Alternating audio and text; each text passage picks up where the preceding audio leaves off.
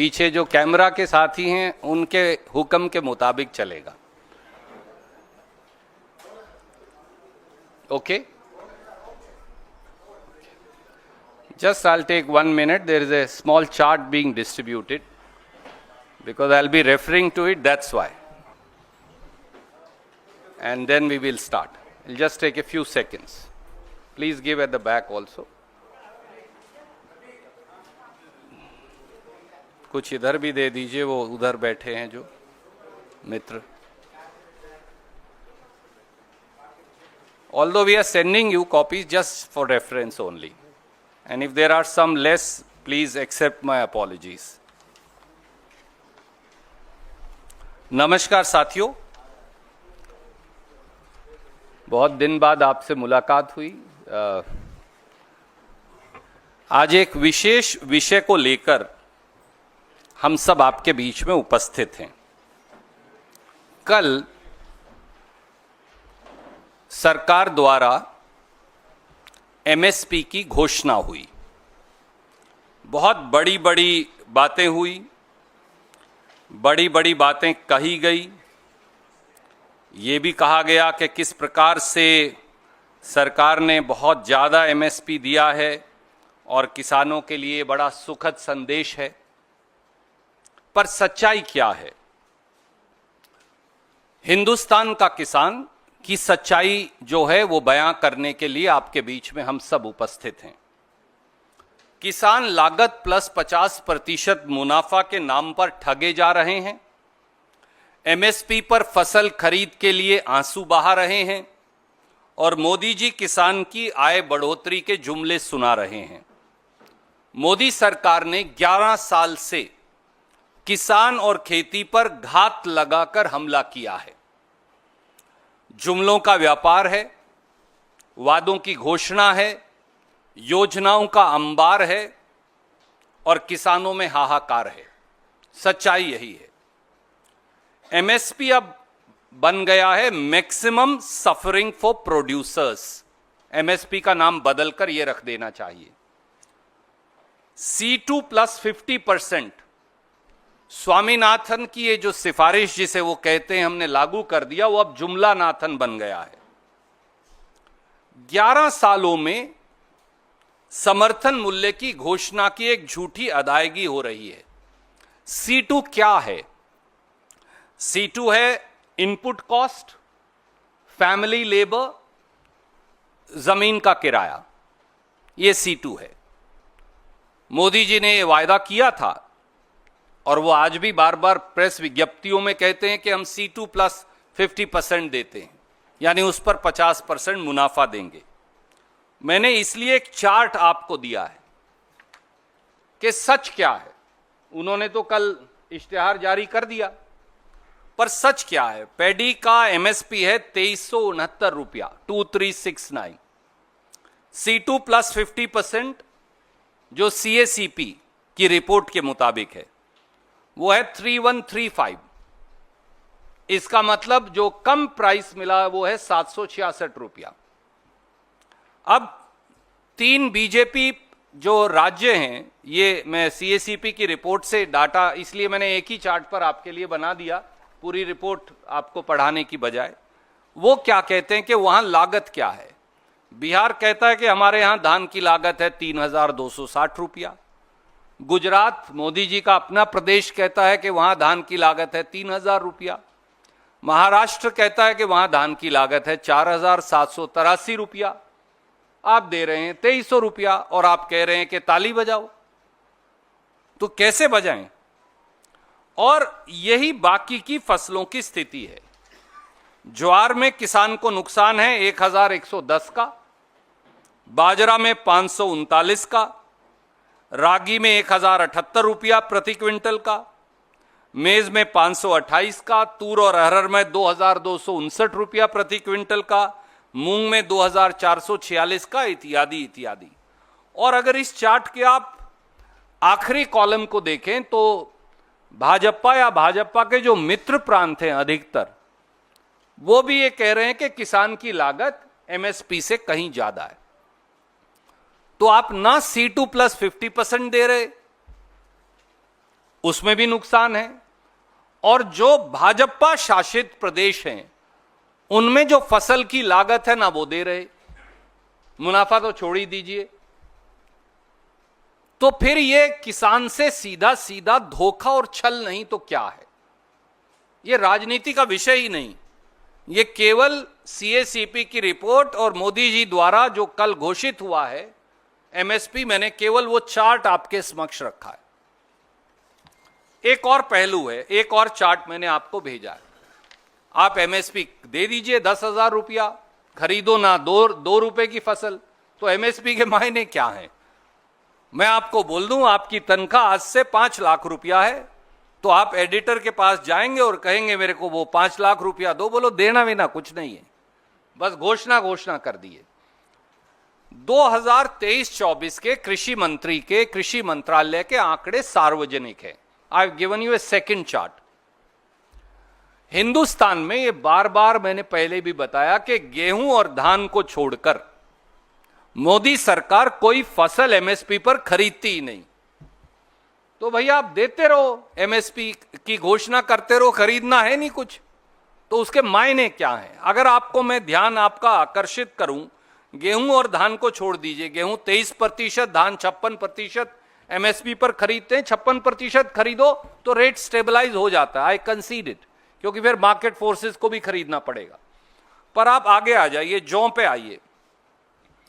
जौ का उत्पादन हुआ 16,53,000 टन। मोदी सरकार ने कितना खरीदा? 0, एक दाना भी नहीं खरीदा एमएसपी पे। ज्वार पर आ जाइए, उत्पादन हुआ 47,37,000 टन। मोदी सरकार ने खरीदा कितना? 3,23,000 टन। तो 44 लाख टन अगर आप खरीदेंगे नहीं तो उसे एमएसपी मिलेगा कैसे? मक्का पर आ जाइए, 376,65,000 टन देश में मक्का का उत्पादन हुआ। आपने कितना खरीदा? 5,000 टन। 376,65,000 टन में से 5,000 टन खरीदा। तो आप करते रहिए एमएसपी की घोषणा, खरीदना तो है नहीं आपने। बाजरा पर आ जाइए, 107,16,000 टन बाजरा का उत्पादन हुआ। यह सरकार के आंकड़े हैं। उन्होंने खरीदा कितना? 6,96,000 या 7 लाख टन। रागी पर आइए, 16,70,000 टन उत्पादन हुआ, 2,31,000 खरीदा। चना बहुत बड़ी संख्या में देश में पैदा होता है, चने का किसान तो यहां से लेकर दक्षिण भारत तक है। 115,76,000 टन चना पैदा हुआ। सरकार ने कितना खरीदा? 43,000 टन। तो एमएसपी दे दीजिए, उसका लाभ क्या है जब आपको खरीदना ही नहीं है? यही सरसों की हालत है। 131,61,000 टन, सरसों भी सबसे बड़ी फसलों में से एक है, पैदा हुई और खरीदी 12,09,000 टन। कुसुम तो खैर वो खरीदते भी नहीं, पैदा भी बहुत कम होती है। तो जब आपको खरीदनी नहीं तो एमएसपी का मायने क्या है? दूसरा सवाल। तीसरा सवाल, सब अखबारों में उन्होंने बड़े बड़े, मैं देख रहा था, एक मेरे दोस्त ने मुझे भेजा, बड़े बड़े उसमें वो लगाए, कॉलम लगाकर इस तरह के कि बहुत ज्यादा एमएसपी दी है, गजब कर दिया है। ऐसे इसमें लिखा है धान जो सबसे ज्यादा खरीदा जाता है वो 2300 रुपए से 2369 रुपया, 2300 टू 2369 हो गया। पर भैया किसी ने ये उनसे पूछा, मोदी जी इन्फ्लेशन की दर क्या है इस देश में? वो तो 6% है। तो 6% 2300 रुपए का हुआ 138 रुपया। तो अगर आपको पिछले साल के रेट भी बरकरार रखने थे तो 2300 प्लस 138 रुपया, 2438 रुपया क्विंटल होनी चाहिए। नया रेट मत दो मुझे, केवल इन्फ्लेशन तो दे दो, क्योंकि एक तरफ तो इन्फ्लेशन है, दूसरी तरफ डीजल के दाम बढ़ा रहे हैं आप, तीसरी तरफ आप बिजली का दाम बढ़ा रहे हैं, चौथा आप बीज का दाम बढ़ा रहे हैं, और पांचवा मेरा जो खाद है उसकी आपने सब्सिडी काट दी 24,000 करोड़ रुपया। 23-24 में ये सब्सिडी थी 1,88,000 कुछ, करोड़ इस साल 2024-25 के बजट में है, सब्सिडी 1,64,000 करोड़। तो वो 24,000 करोड़ भी तो मेरी जेब से ही जाएंगे, क्योंकि किसान की जेब से जाना है पैसा। तो आप मेरी खाद की सब्सिडी काट रहे हैं, डीजल के दाम बढ़ा रहे हैं, बिजली और बीज का दाम बढ़ा रहे हैं, कीटनाशक का दाम बढ़ा रहे हैं, जीएसटी लगा रहे हैं, और दूसरी तरफ आप मुझे 6% का इन्फ्लेशन भी नहीं दे रहे और कह रहे हैं ताली बजाओ। कैसे बजाएं ताली? चौथा, एक एग्रीकल्चर स्टैंडिंग कमेटी है पार्लियामेंट की, सहयोग से मैं भी उसका सदस्य हूं। हमने यूनैनिमस रिपोर्ट दी, उसमें बीजेपी के मेंबर्स भी शामिल हैं। तो ये नहीं है कि केवल कांग्रेस के हैं, हमारी तो माइनॉरिटी है, मेजॉरिटी में तो उनके लोग शामिल हैं, दूसरे दलों के भी। उन्होंने दो बातें कही। एक कहा, भैया ये कोई फायदा नहीं है, एमएसपी गारंटी का कानून बनाओ। दूसरी सिफारिश की हमने कि जीएसटी जो है खाद पर 5% है, कीटनाशक दवाई पर 18% है, ट्रैक्टर पर 12% है, ट्रैक्टर के जो टायर हैं या दूसरा सामान है उस पर 18% है। ये जीएसटी हटाओ, खेती से टैक्स हटाओ, खेती को टैक्स करना बंद करो। उस रिपोर्ट को प्राइम मिनिस्टर ने लिया और रद्दी की टोकरी में डाल दिया। तो अब आप पार्लियामेंट की भी नहीं सुनेंगे।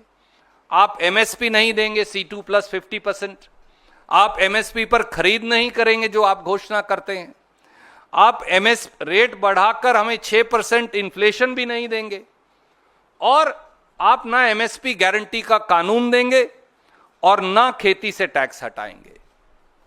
और इसके अलावा एक आखिरी पहलू, क्योंकि मैं आपका समय नहीं नष्ट करूंगा, 6 बड़ी स्कीम्स का एक चार्ट मैं आपको और भेज रहा हूं, मैं इसमें नहीं भेज पाया। इन्होंने 3 लाख करोड़ खर्च ही नहीं किए। This is that chart, I am not going to read it and waste your time. I made a chart, I am sending it to you. खेत और किसान से इतनी नफरत बीजेपी की सरकार को है कि उन्होंने 3 लाख करोड़ खेती की स्कीम का खर्च ही नहीं किया। ये इनके बजट का डेटा है, मैंने तो कहीं से और लाया नहीं, इसमें मैंने लिखा है, तो आप जरूर इसे देख पाएंगे। तो इतनी नफरत क्यों है खेत और किसानी से? और बोलते हैं ताली बजाओ, हमने रेट बढ़ा दिया। उल्टा किसान को नुकसान होने वाला है। 138 रुपया तो इन्फ्लेशन का आना चाहिए पिछले साल के रेट पे, आप मुझे दे रहे हो 69 रुपया, और ये सारी चीजें महंगी कर रहे हो। तो इसलिए प्रधानमंत्री जी को अपनी जबान पर विश्वास करके हिंदुस्तान के 70 करोड़ से अधिक किसान और खेत मजदूरों को जवाब देना चाहिए। कोई सवाल आप पूछना चाहें तो स्वागत है।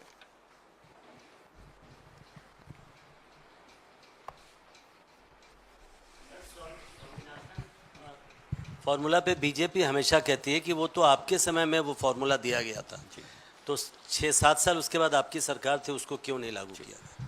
तो मोदी जी को ये कहना चाहिए कि वो स्वामीनाथन रिपोर्ट को रिजेक्ट करते हैं, पर वो तो कह रहे हैं हम तो स्वामीनाथन लागू करेंगे। और सुप्रीम कोर्ट में शपथ पत्र दिया उन्होंने। स्वामीनाथन आयोग जब आया, वो रिपोर्ट गवर्नमेंट के पास गई, वो एफिडेविट मेरे पास है, मैं आपको भेज दूंगा, आज मेरे पास हैंडी नहीं है। बाकायदा मोदी सरकार ने शपथ पत्र देकर बताया कि कांग्रेस यूपीए की सरकार में स्वामीनाथन आयोग की 150 या 60 जो सिफारिशें थी, उनमें से 110 सिफारिशें लागू कर दी थी हमने। ये हम नहीं कह रहे, हमारे बारे में बीजेपी ने शपथ पत्र सुप्रीम कोर्ट में दिया। पर बीजेपी ने यह शपथ पत्र भी दिया, वो मैं कई बार आपको भेज चुका, इसलिए आज मैंने उसकी चर्चा भी नहीं की। इन्होंने शपथ पत्र देकर कहा कि C2 प्लस 50%, यानी किसान को लागत पर 50% मुनाफा नहीं दिया जा सकता, क्योंकि उससे बाजार की कीमतें खराब हो जाएंगी। व्यापार की चिंता ज्यादा है, जैसा ट्रंप साहब ने भी कहा, तो भाई व्यापार की वजह से हिंदुस्तान पाकिस्तान की सीज फायर हो जाती है जब हमारी सेनाएं जीत रही होती हैं, तो किसान को भी फसल की कीमत कैसे मिलेगी? व्यापार पहले। यही बीजेपी की असलियत है। संदीप, ये जो C2 प्लस 50 का फॉर्मूला आपने बताया है, रेट इसका, ये कहां से निकाला है? मैंने जैसा शुरू में बताया, ये CACP की रिपोर्ट जो है, आप गूगल करेंगे तो आ जाएगी, agriculture cost and price commission.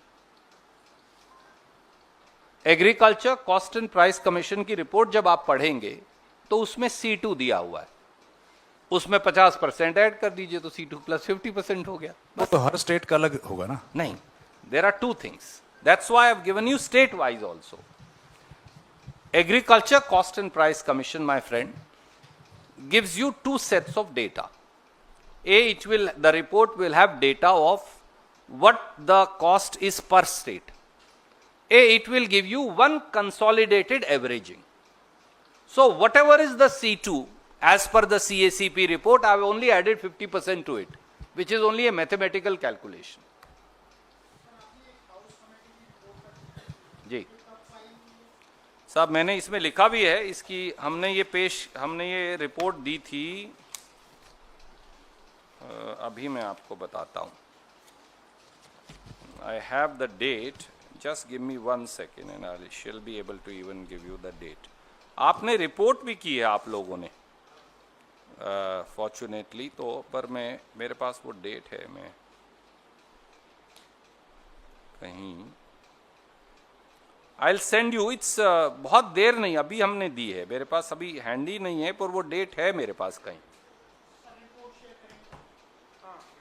वो तो पार्लियामेंट में पेश हो गई रिपोर्ट, अगर आप गूगल करेंगे तो आ जाएगी। It has already been presented somewhere in Feb, 24th Feb or something. It has been presented to the parliament. Sir I am sorry. इधर सर, ये जो आपने सर जो डेटा आपने दी है जी, इसमें धान को छोड़कर ज्यादातर फसल जो है उसकी खरीद 25% से नीचे है। जो मुख्य मांग आपकी सरकार से है वो MSP गारंटी कानून की है या MSP और बढ़ाई जाए वो है? देखिए दोस्त, मैंने केवल सरकार की असलियत आपके समक्ष रखी है और आपके माध्यम से हिंदुस्तान के लोगों के समक्ष, क्योंकि उनके समक्ष बात रखने का आप एक माध्यम है महत्वपूर्ण। वो कलम के सिपाही हों, वो कैमरा के हमारे साथी हों। किसान की मांग ये है MSP की कानूनी गारंटी होनी चाहिए, कांग्रेस की मांग ये है MSP की कानूनी गारंटी होनी चाहिए, पर आज मैं वो लेकर नहीं आपके बीच में आया। कल जब कैबिनेट ने MSP की घोषणा की तो बड़ी बड़ी डींगे भरी, पीठ थपथपाई, कहा तालियां बजाओ, हमने बड़ा गजब कर दिया। वो गजब जो है वो मैक्सिमम सफरिंग फॉर प्रोड्यूसर है, वो गजब की जगह।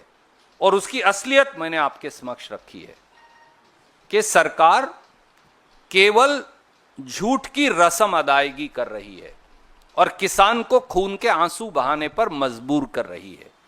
उसको उसकी फसल की लागत भी आप नहीं दे रहे, और इसका जवाब देश के प्रधानमंत्री को 70 करोड़ से अधिक लोगों को देना चाहिए।